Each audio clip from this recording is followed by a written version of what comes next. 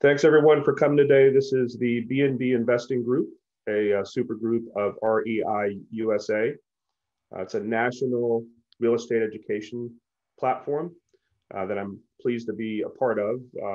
As you guys are members, please look at the website. There's a lot of other meetings that they're having on a weekly basis for different attributes to real estate, whether it's wholesaling, land, mobile homes. There's a lot of different niches in this space. And so if you want to learn about some of those other opportunities, definitely check that out. These monthly meetings are going to be recorded, and so they will be on the website to go back to reference as well. Some of you attended last month. We had Leonard Joseph from Airbnb and covered a lot of different topics. One of which I wanted to do a little bit of a deeper dive on this meeting, and that is the travel report that Airbnb did that kind of looked at some of the statistics, and I think kind of gives us as hosts the understanding of kind of what to expect, hopefully, and kind of validate some of the things we're already seeing with our current guests. And so I'm going to put in the chat box a link to the full travel report. But I will kind of go over it, some of the highlights. Feel free to ask any questions as we go along, and we'll definitely, allocate some time for questions and answers as well. So just to jump right in, I think it's pretty interesting, and the report that they did, looked at that window of time, kind of pre-COVID, regarding what we've all experienced with travel and with the type of guests that we have coming through. So they conducted this study, and it was kind of done as a survey. And basically looking at research that was conducted for the second half of 2019, before the pandemic began, and then through the fall of 2020. And they basically looked at 1,000 folks and kind of surveyed them on various topics of travel, and specifically kind of how the pandemic impacted people differently.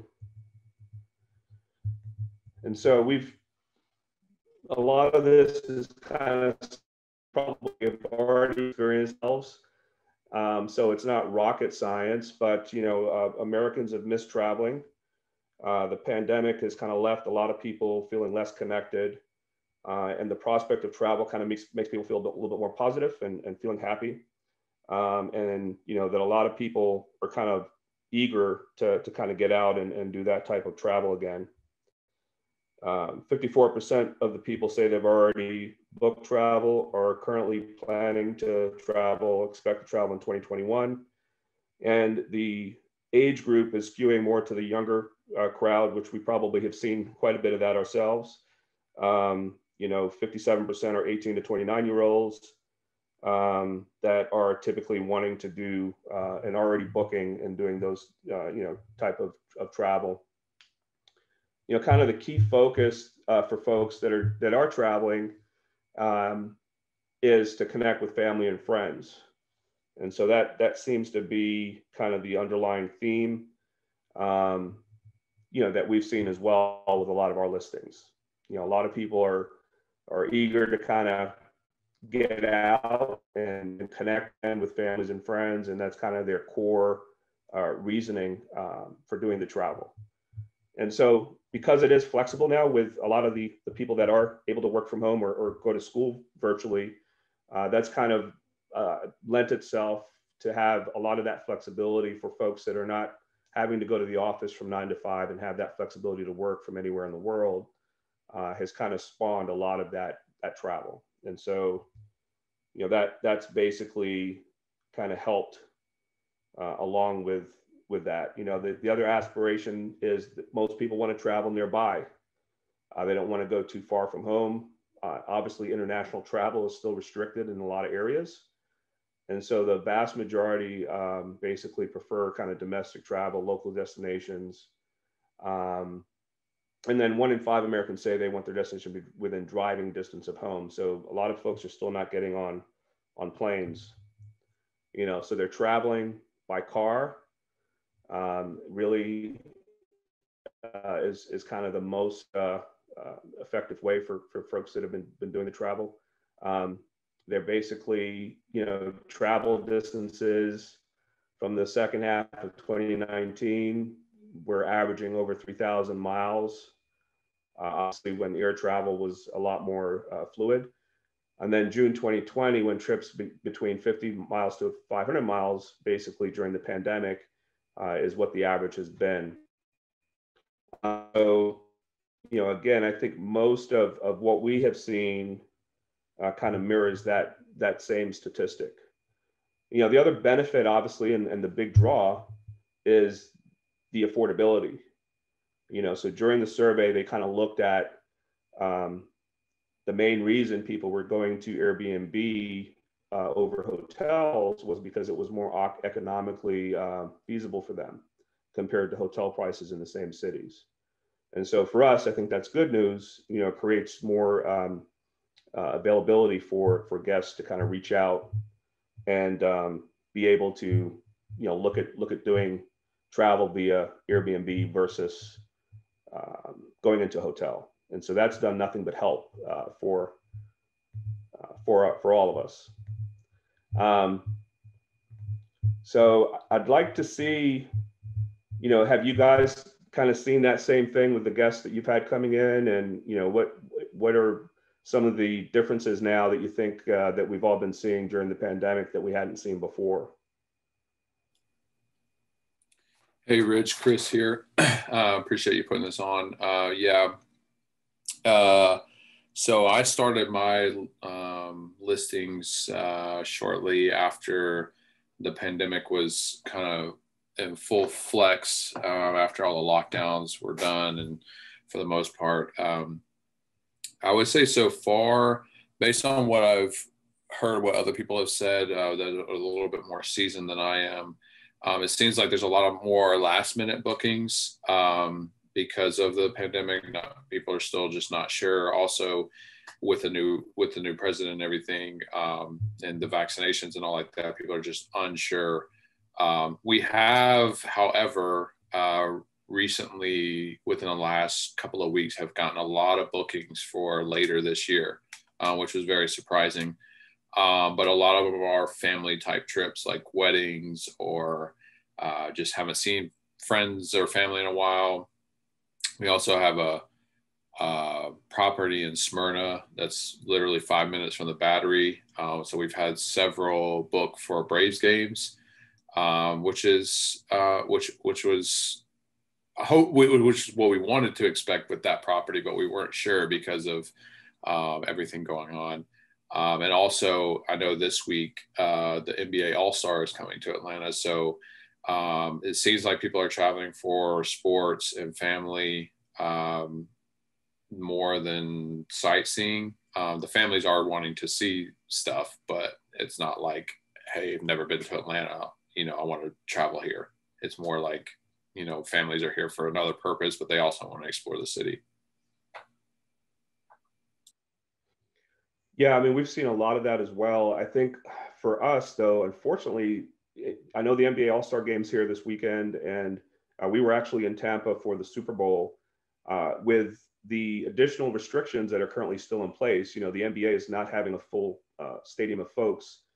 We've actually had the opportunity to potentially host a couple of the NBA players, but because of the strict guidelines that the NBA is putting in place, and a lot of the, like NFL as well, it's been difficult to have the same type of, expectation as we would without the pandemic.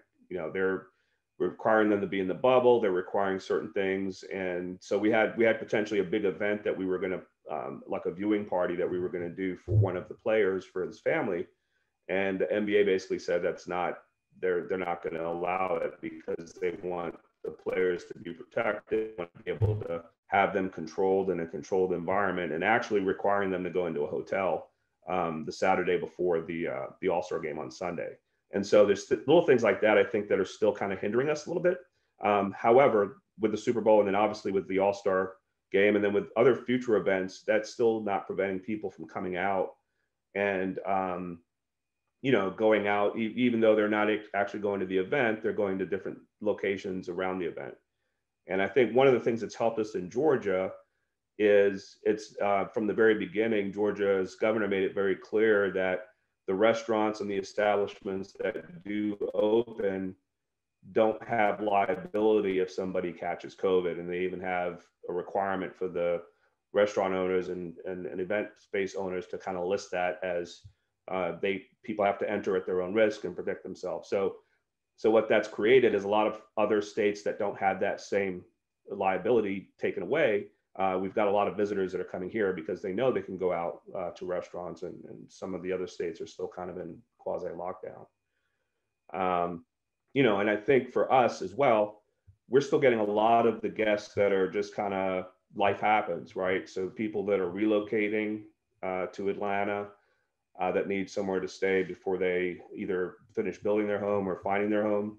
We're getting a lot of insurance claims for people that are basically displaced while their primary residence gets repaired.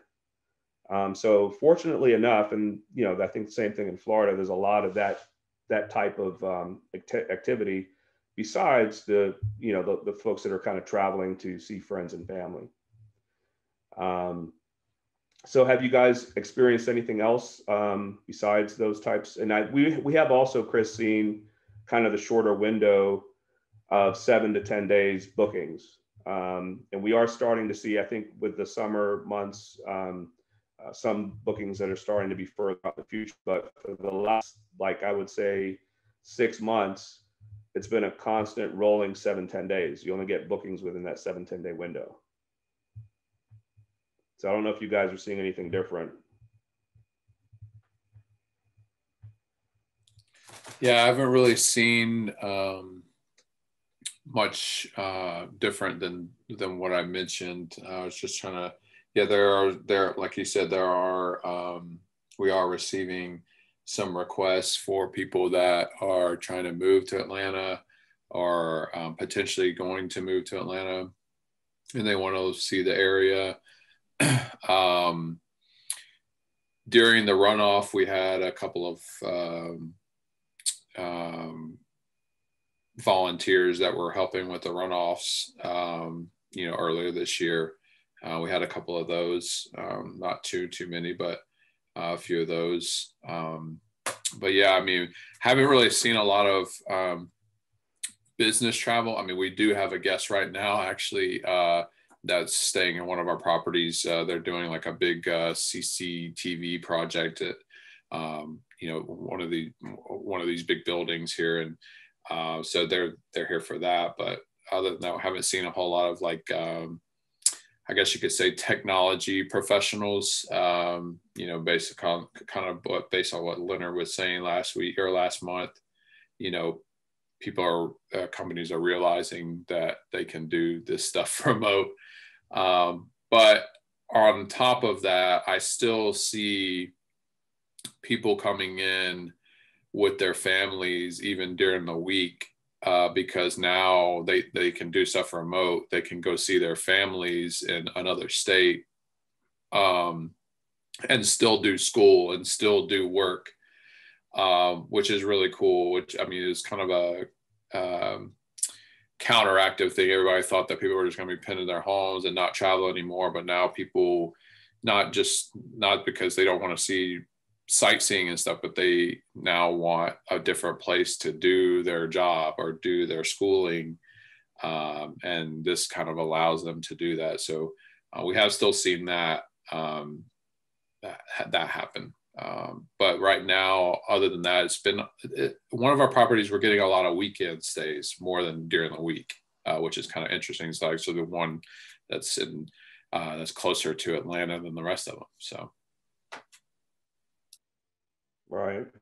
And I see, Melanie, you joined. I just unmuted you if you wanted to chat in. I know you were putting some comments in the chat box, but feel free to talk as well if you want to unmute yourself. Hey guys, I'm Meilani. Good to see y'all, meet y'all, see Rich and hear everyone else, I guess. How many people are on here? Thanks for joining. I think we got about 6. Awesome. Awesome. Awesome. Yeah, glad to be here. Yeah, if you don't mind, when you get a chance, put your contact information out in the chat box. We wanted these meetings to be a little bit more interactive and have the ability to network with each other.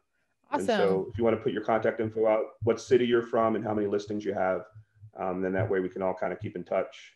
Okay, cool. And then I also, I am the, I don't know, what do we call these? Super groups. I'm the super group leader for in 2 weeks from today. They were trying to decide if it should be like a rotating Airbnb one and do another Airbnb one, but right now it's scheduled to be a mindset one. So like the experienced investor mindset is what it currently is. But yeah, I'll put it in the chat, my contact information and stuff. So. All right, sounds good. Where are you based? North Carolina. North Carolina. And how many listings do you have? We have 22 that we either arbitrage, own, or co-host. Okay, very cool. Yeah, I think we've got about 28. Oh, okay, cool. We're in Tampa, we're in Tampa and in Atlanta as well. Oh, awesome. And I saw in your profile, do you still flip houses too, or do you just do short terms right now? Yeah, our core focus right now is short-term rentals. We do occasionally still do fix and flips, but that's only if we have short-term rentals as the exit strategy. Okay, cool. Rich, I'd love to, I don't know, and I can't see in the chat other people's contact information. Sorry, maybe it's because I was late. But like, are other people on here, are they newbies or do they have a few going? Yeah, so Chris, why don't we just do a quick round robin with everyone? Oh, there we go. Yeah, Chris just put it in. It's Meilani? Is that how you say that? Hey, yeah, Meilani. nice to meet you, Chris. Nice to meet you. Yeah, so I am new to the game, new-ish. I've been doing a lot of student studying with like Rich and some other seasoned veterans. You may have heard Jason Sterner as well. So right now we have 3 listings around Atlanta, and all of ours are co-host. Okay. We don't do any rental arbitrage or owning. All of ours are co-host, and that's our primary strategy right now. But yeah. Deborah, you want to let us know real quick? I know you're in North Carolina. I am. Hey, Meilani. I met you on Jen Josie's rain call. Oh, hey, what's up? Good to hear from you. Yeah. So yeah, I'm in Durham, and I don't have any short-term rentals yet. I am really, truly learning, and you were the reason for that. So I, just give the credit where it's due. I always sort of thought I wanted the long-term rental, just a lot of single-family homes, and I have 2 down in Fayetteville. But quite honestly, just trying to understand what would actually bring me joy. And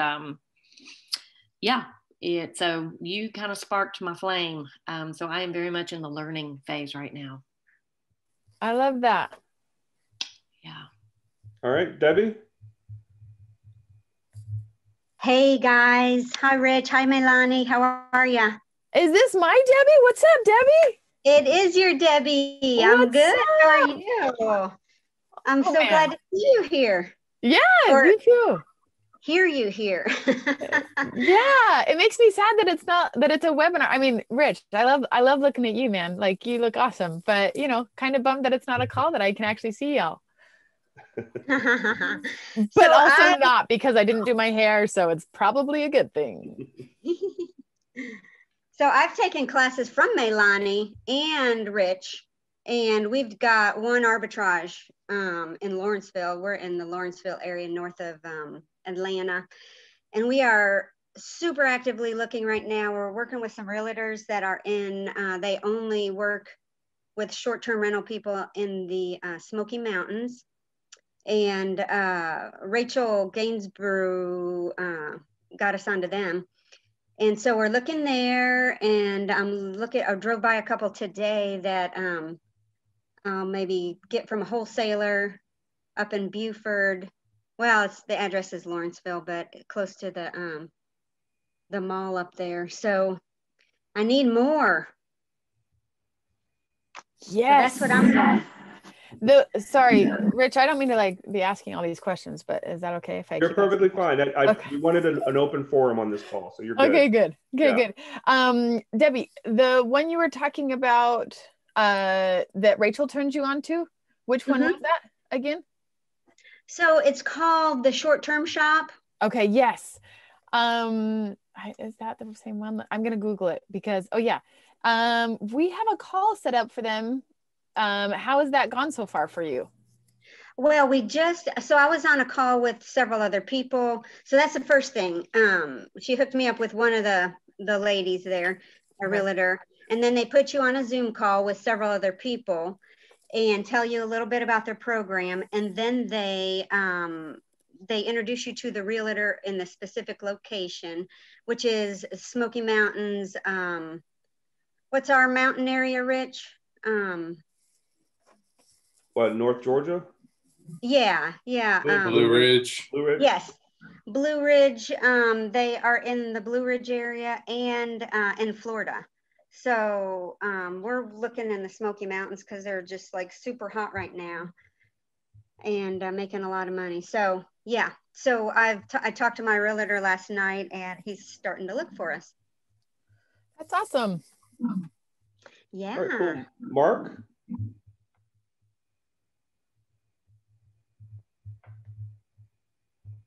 Hey, Mark, you still good?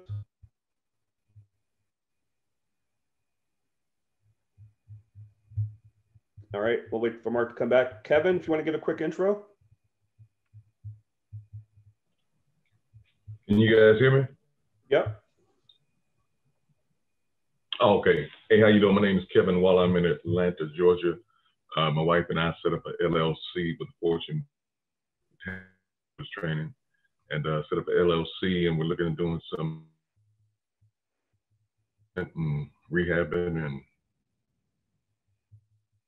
and I think I joined you but it's my first time joining. I was out at an auction,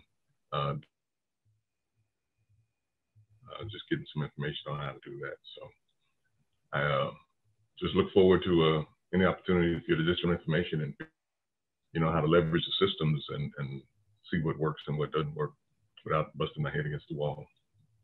So very cool, very cool. Welcome. Thanks for jumping on. Cool. Let's see here. I think we just had another person jump on. If you want to give a quick intro.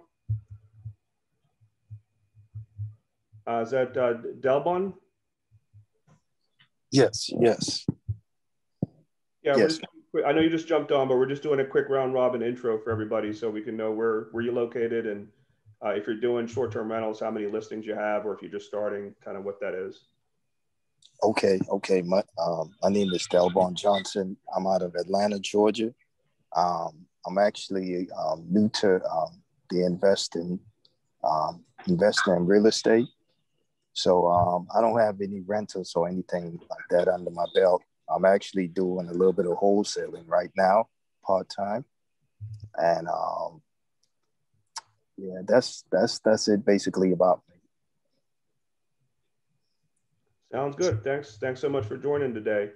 So what I just took my video off because I wanted to go through a couple of videos here and I didn't know if my bandwidth was going to be able to handle it all. So let me know if as I change things around, if you guys are still seeing the screen and everything. But before I do that, some of you probably already saw this news. Airbnb is planning a tech firm in Atlanta, which I'm not really sure from that news release exactly what that means, whether that's going to be a tech center for support for the Airbnb support folks or exactly what kind of department it is. But nonetheless, I think it's good for Atlanta for the growth and for the ability for them to be here. Does anybody else have any more info than what that news release had out there last week?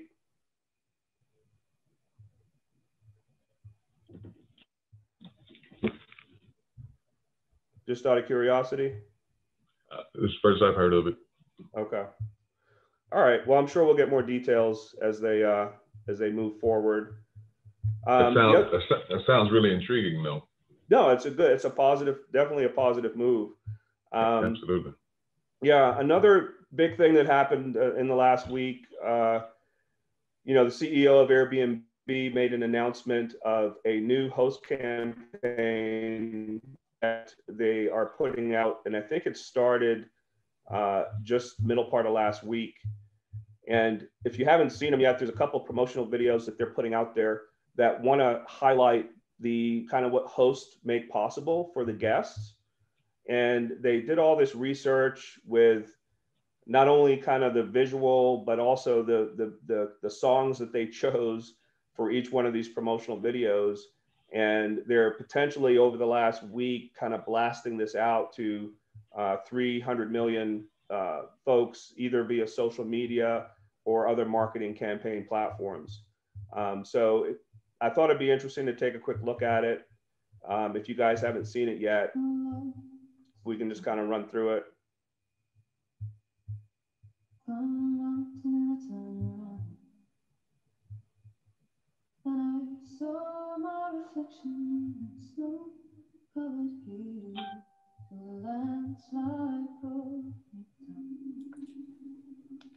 not sure if anybody else is seeing it, but I cannot see what you're showing, Rich. You're not seeing it? If it's video, I can't see it, and I can faintly see your power. I can see your PowerPoint. All right, that's what I was afraid of. Hold on a second.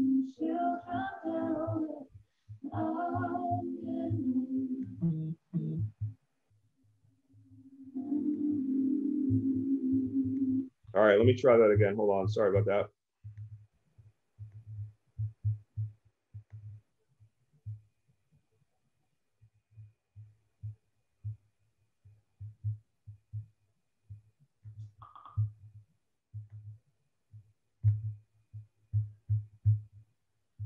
All right, how about now?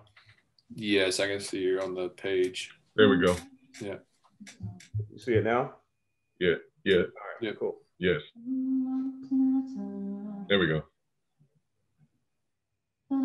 Saw my reflection in snow-covered hills till the landslide broke me down. I'm afraid of changing, 'cause I built my life around you. But time makes you bolder, even children get older. And I'm getting older too.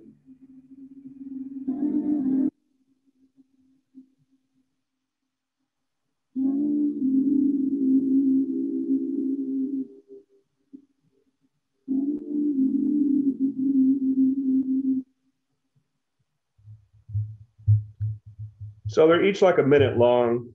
I'll just do 2 more.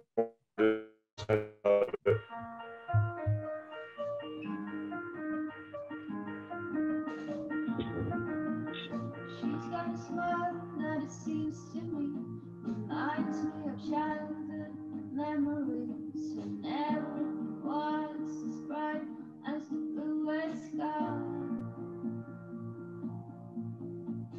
Now and then when I see your face, it takes me away to that special place. But if I stare too long, I probably break down and cry.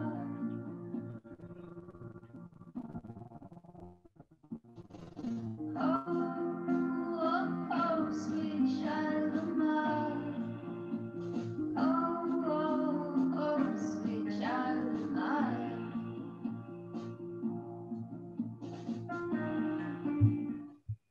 All right, and then just one more.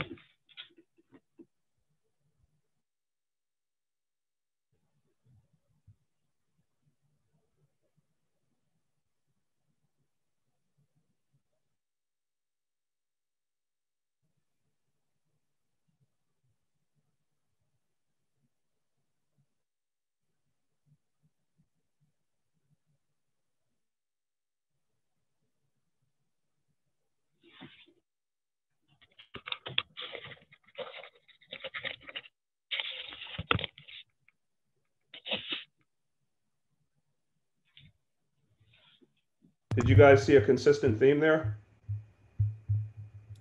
Lots of youngins. Well, yeah, and well, I think the thing that jumped out at me as well, yeah, obviously the big question mark is with all the issues with the 18 and under 21 crowd that Airbnb has been having over the last year.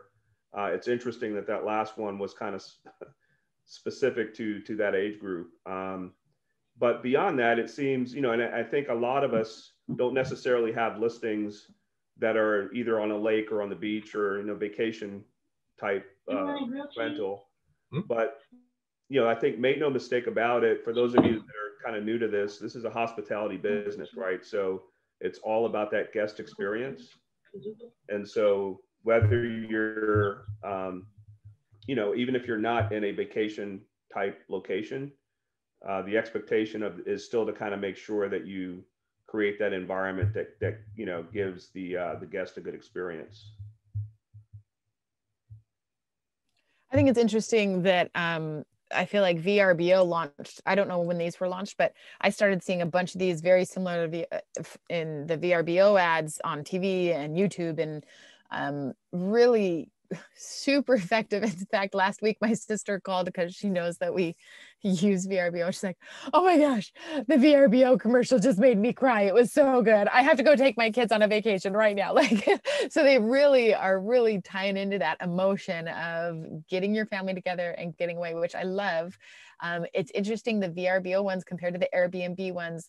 The Airbnb ones seem to just be a little bit more, I don't know the right word, hippie-ish. Like, I don't know, you know what I mean? Well, I think it's the choice of music too, right? That right? puts it in that direction. Like the indie style. Yeah. Yeah. Yeah.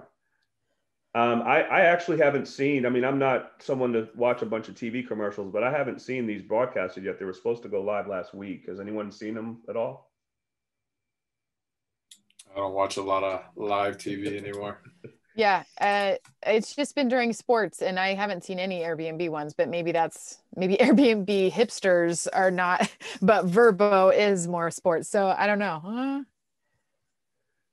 Right. So what are you guys doing for your age cutoff? Do you have limitations on the age of the person that can book? I have 25 on VRBO. I haven't seen it, but I haven't seen that age cutoff on that you can set on Airbnb besides like kind of vetting them on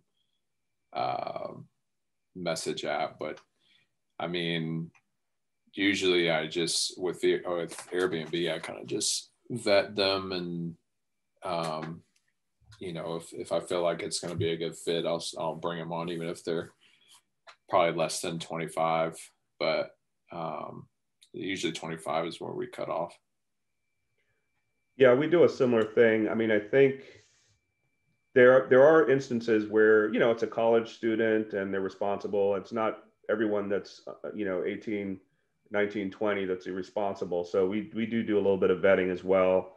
And then especially if they have favorable reviews, you know, then we'll kind of lean on that more so than the age of the person that's trying to come in. But we do have some of our higher end properties that we have the minimum age set at 30. And so, you know, if it's got a swimming pool and things like that, we don't want to have a bunch of college kids in there. That's awesome. That's smart. Yeah, we're 21 across the board, but we often, especially when COVID hit, that was one of the ways that we filled our properties for when college campuses shut down. Kids were looking for a place to live, and we did let them if they were younger than 21, but they had to have their parents co-sign on it. So that seemed to work out well. We had good experiences of having mommies and daddies that were on the hook for paying. That's a good way to do it. If I could ask a question, can y'all hear me? Yeah. I'm kind of new to this whole Airbnb thing. I've known about it conceptually. I've looked at it, and it's definitely something I want to do. But I hear this term thrown around, Airbnb. I'm familiar with that, but virtual rent by owner or something? What is that? VR? Yeah, so that's VRBO, vacation rental by owner. Okay. Oh, so, vacation rental. Okay. Yeah, and so historically, Airbnb has been around for a little over 10 years. Okay. But VRBO is kind of the staple vacation rental platform that's been around for decades. And so they focus more specifically to vacation rentals, though, like beach properties, lake properties. That's usually where most of their listings are typically. Okay. They partner with like the likes of Expedia and stuff like that. So people who are booking like airplane and hotel stay and all like that, they partner with them to give them more options, give travelers more options for vacation rentals other than hotels. So yeah, they've been around for quite a while. They used to be called HomeAway. Okay. Or it was separate, and then VRBO bought them out, or they merged, or something like that. But yeah. So Airbnb is the younger kid on the block. Yeah, but yeah, for the most part, I mean, it's very, very popular though. They really hit just. They're knocking it out the park, because I'm not even familiar with VRBO until this meeting here. So yeah. Maybe I'm just uninformed. But Airbnb, they didn't just limit to vacation places. Like, for example, a lot of my houses are just near the city. Doesn't have a whole lot of sightseeing in the backyard, or like a cabin or a lake or something. Right. So my properties don't get a lot of inquiries on VRBO right now because they're not like vacation style homes. Right. You don't leave your house and just go to another house to another area. Right. Airbnb kind of took that niche and the regular residential home and said, hey, anybody can turn their home into a stay. And, right. But there was actually a lot of direct bookings that existed before Airbnb even existed. They just did a really good job of making it very popular and providing a lot of protection and things like that. So that's why they're so large now. Yeah, just to put it in perspective, Kevin, a lot of us use both platforms. Mm-hmm. However, no matter what you do, you're typically going to get 85 to 90% of your bookings through Airbnb. Especially if you're not, like a beachfront property. And to Chris's point, that's one of the reasons why this short-term rental model has become such a successful option for real estate investors. Mm-hmm. Is because you can basically do this in any property, in any city, in any suburbs. It doesn't matter where it is. And you're typically going to be able to do, 2 to 3 times what you can do as a traditional rental. Okay. Yeah. Just so you. One of the things I do, I've got a studio down off McDonald, across from Stoops. I don't know if you know where that is down in McDonald, but I live in Locust Grove. Okay, right off McDonald's, photography and the audio studio there, and I saw where you can rent studios. You can offer studio rentals. Yeah, there's a lot of different things now you can do. I mean.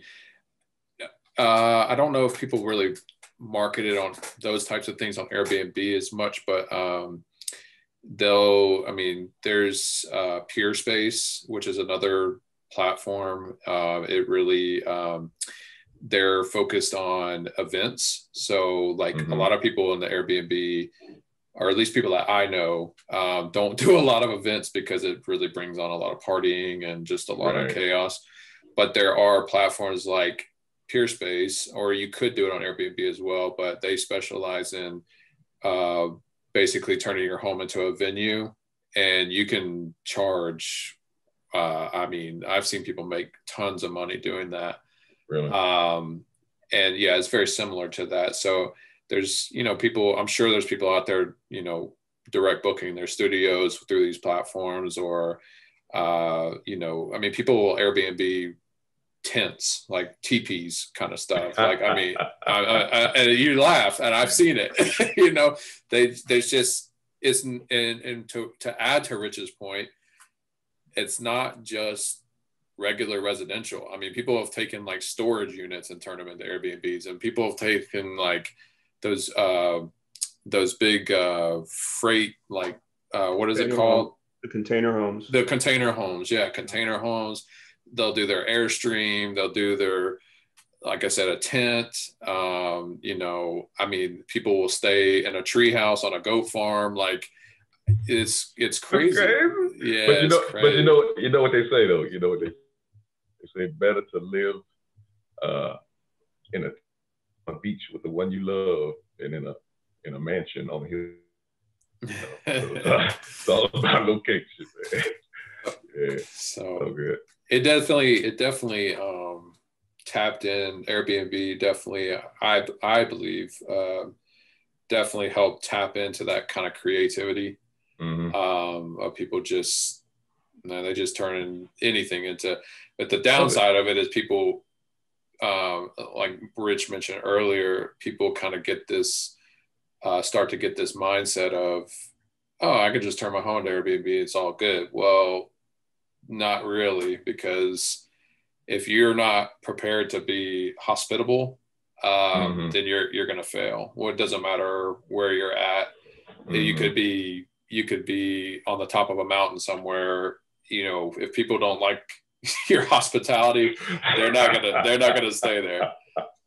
So it's definitely one of those things. It's just it can't be just anything. You have to be able to be hospitable to these guests and create the experience. So they're like using one room in their house as an Airbnb? Yeah, sometimes people will. Yeah, one room. I've seen like little small units, like you said, kind of like almost like a storage. You know, people will have hostels that they put on Airbnb. And I mean, a lot of like foreign European travelers and such, they enjoy hostels. You know, well, there's listings to this day that are in Atlanta that you can stay on someone's couch in their living room for $35 a night. Oh Lord. That's people that like kind of like roam around a lot, you know. So they're not looking for too much. So Deborah, I'm curious, how are things going in North Carolina with short-term rentals? Well, I don't have any yet. Milani could probably answer that question better than me. Unfortunately, I just have long-term rentals right now. I haven't purchased a short-term yet. But looking at availability just in the inquiry, it looks like, I mean, our mountains are booked. It looks like everything is booked at least a month out if you're trying to go somewhere to get out of town. Okay, interesting. Are you looking at converting some of your long-term rentals into short-term? Yes, I am. When the tenant that's in them, their contract's up, I am, yes. Thinking about making that conversion. Yeah, and you know, like we've talked about, usually it's potentially 2 to 3 times that monthly amount you can do with short-term rentals. So it's definitely worth looking at which ones might be a good fit for that.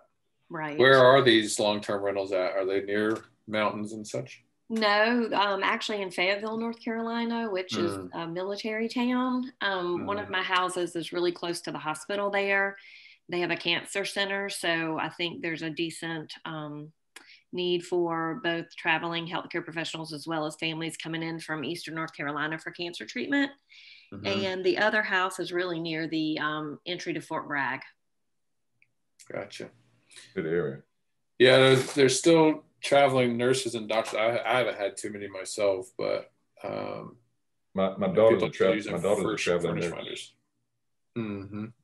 So how does she find her places to live? Do you know? You said your daughter's a traveling nurse. What? Yeah, she's been doing about a year now. And they offer some options. Okay. Yeah, Furnish Finder is good for traveling nurses and stuff. And then a lot of the traveling nurses, I mean, with almost, I guess, any industry now, there's Facebook groups. Like my mom's a traveling nurse too, so she finds a lot of her places through Facebook or Furnish Finder. Right, and what she says with other nurses and stuff, you know, she kind of learns. Yeah. Another question. Excuse all the questions, but you know, I'm the rookie. short term versus long term, what's the definition between the two? Difference between the two? 30 days, less than 30 days, short term, longer than 30 days, long term. Okay, cool. Most jurisdictions, most cities and counties define it that way. However, there's still a lot of corporate housing listings that you can do that are 2 or 3 or 4 month stays that are technically still not long term, obviously, that are kind of stuck in the middle. But most of the regulatory bodies define short term rentals as 30 days or less. And are there different regulatory requirements that you need to meet for each one? Yes. So the city of Atlanta, for example, is right now in the process of defining what the regulations and the ordinances are going to be. Literally over the next few months, there's some meetings that are going to be voting on proposed language that, for the most part, just defines what the taxes are going to be. Where the owner or the manager has to register, so that if anything comes up, they know who the contact person is. And then there's typically going to be like a 3 strikes you're out policy. You'll get suspended if you have 3 noise occurrences or complaint occurrences and things like that. Oh, wow. Okay. So last question on this. So is the short, I'm assuming the short terms are more lucrative as far as profits? Yeah, and I'm sure everyone else that's already doing this can chime in as well. But most of the time, just to give you an example, so we've got a 1-bedroom condo apartment in Midtown Atlanta that the market rent on it's about $1,400 a month, and the nightly rate on that unit, even though it's a 1-bedroom, can command very easily $100 a night. And so after 20 nights of bookings, you're at 2,000. Right.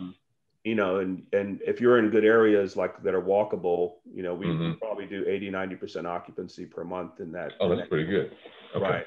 Yeah. Yeah. So with kind of touching back on the long-term rental versus short-term rental, Rich, kind of mentioned kind of the days. I mean, people, when they talk about, when you start hearing people talk about their short-term rental properties, there's like different flavors, I guess you could say. People will do have short-term rentals, but they call them short-term rental properties, but they rent out to people 3 months or 6 months at a time, or even like 28 days at a time, or whatever, or a little over 30 days at a time, whatever it is. The biggest thing in my mind, from my perspective, when I think about short-term rental versus long-term rental as a person who's fairly new, a long-term rental is someone who's like basically almost like a permanent resident, almost. More like a tenant. Like a tenant, like a tenant. You still have rental agreements with short-term rentals and stuff too, but you don't have to. Usually with long-term rentals, they have those like tenant agreements. They furnish their own place, and then they move out after a year or whatever. With short-term rentals, you pretty much furnish it yourself, unless you're, which again is different flavors. Like you can furnish it yourself if you own the property. You could furnish it for somebody else if you're managing the property for somebody else that owns it, and all they care about is extra money coming in. Or you could be the tenant. You could be the tenant and paying the rent and doing the furnishing yourself, but you're taking all the Airbnb profit. So that's kind of the biggest thing I think about with long-term rental versus short-term rental. And I just lost my train of thought. So your last question, what did you ask? Your last question was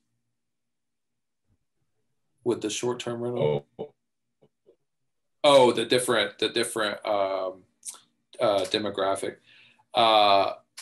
So my homes are mainly 2-2 and 3-2 right now.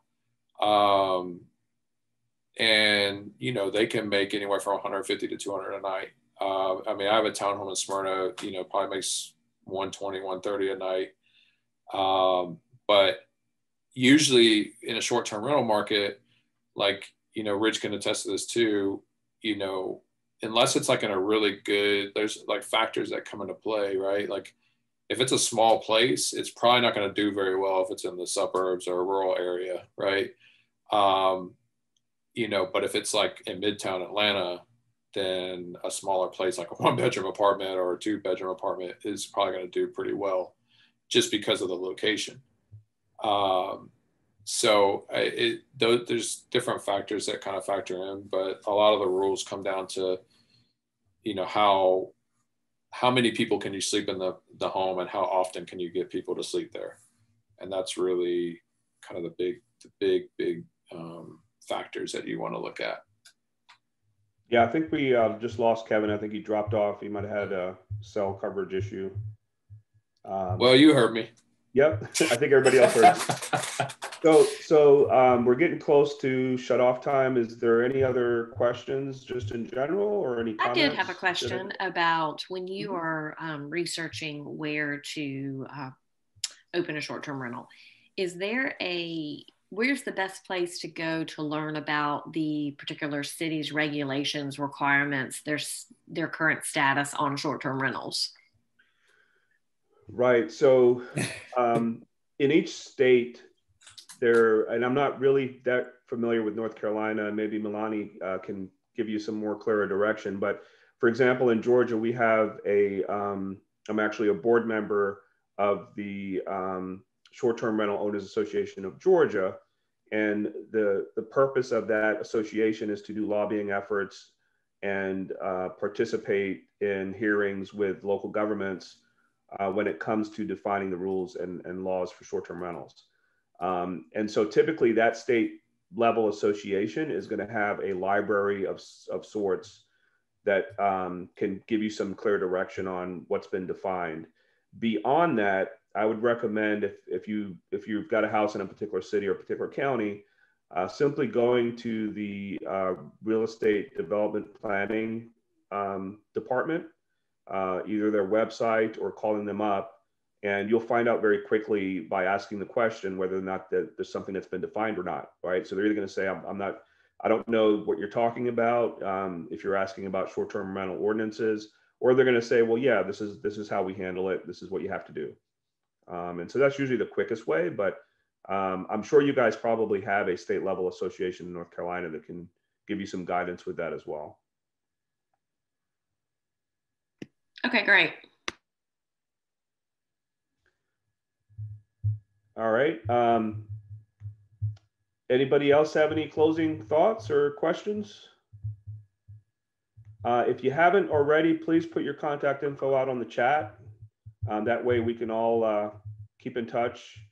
We're going to try to have these be a little bit more of open forum. As you can tell, we will occasionally still have guests that come on that will talk about different topics like either price optimization tools or noise detection devices, different vendors like that. So if any of you have any thoughts about different things that you'd like to learn about on future meetings, just let me know directly. And we can definitely do that. Beyond that, I want to thank everybody for jumping on, and we'll see you guys next month. As a reminder, REI USA, like Milani mentioned, there's another one in a few weeks. It's going to be about short-term rentals. So every month we have a lot of different topics and a lot of different things that we're covering with these virtual webinars. So look forward to seeing you guys again on the next month's meeting, and everyone have a good rest of the week. Thanks, Rich. Thanks, everybody. Thank you.